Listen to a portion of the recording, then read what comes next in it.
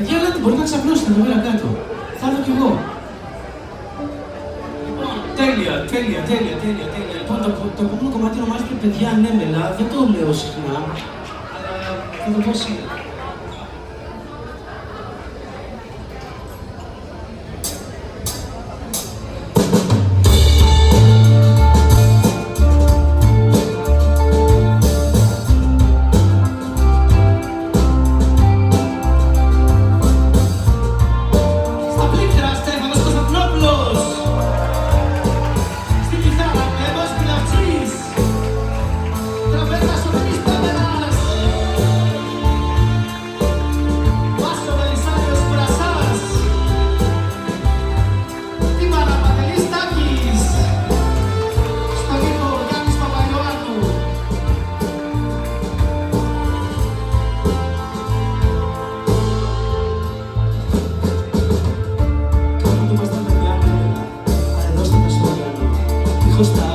Δίχως hashtag, δίχως social media.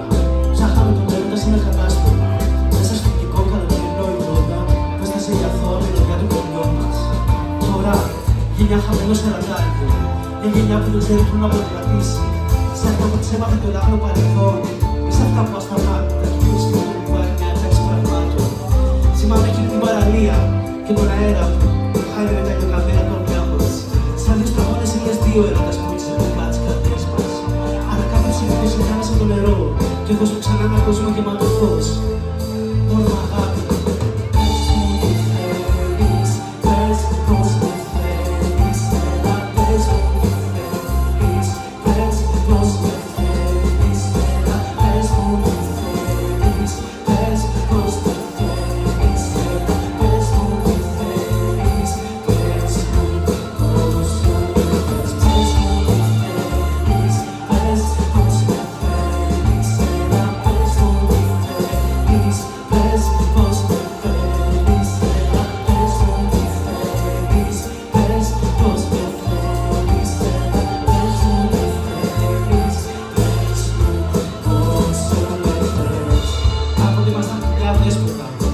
Βασιλέματα στον ουρανό. Τρέχαμε σε μια λάρα με παιχνίδια θόρυβα, νιώθοντας ευτυχισμένοι μέσα στην αγωνιά μας. Τώρα, κομπάρσι σε μια ταινία που φαντάζει όλο και πιο δυσίωρο.